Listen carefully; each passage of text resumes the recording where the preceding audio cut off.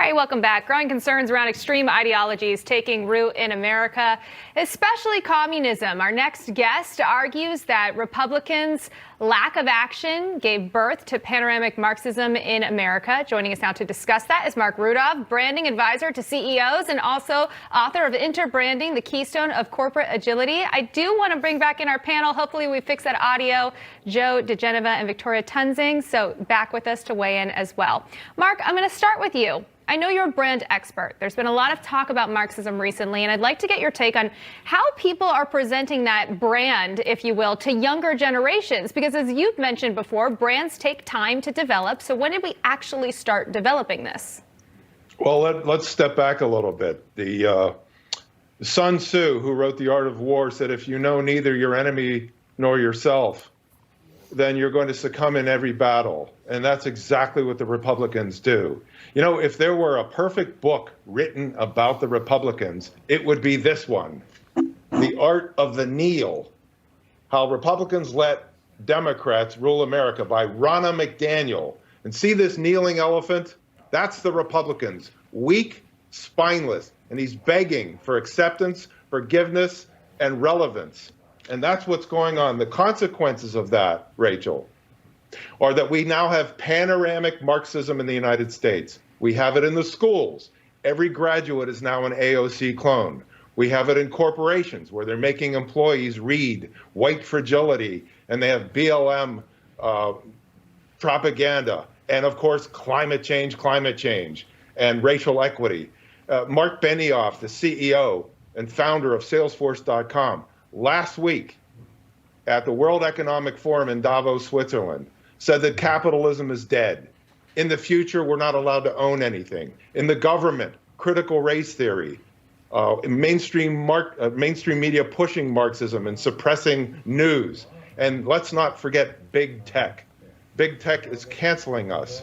If we go back 88 years to Nazi Germany, the Third Reich was able to identify and locate and classify all of its citizens so it could purge the Jews. What big tech did it use? IBM.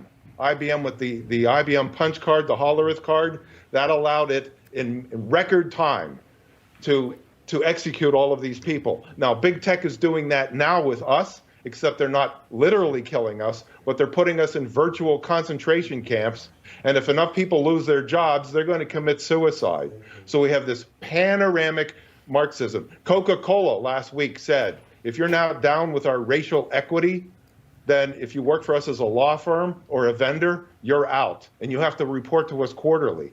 This is all over now. And it's almost as though Washington, D.C. is no longer the capital of America. It's now Geneva, Switzerland. Okay, the Mark, World Economic Forum. I don't want to cut you United off. States I do is want a to delegate. So that's what's happening.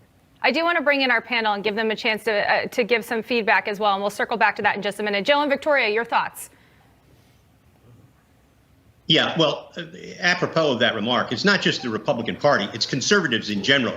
This problem with leftism and Marxism started back in the 30s and the 40s, when grade schools, high schools, colleges became the playground of people on the left. And nobody in the conservative media or the conservative culture did anything about it and fought back. As a result, we abdicated the playing field, conservatives, not just Republicans.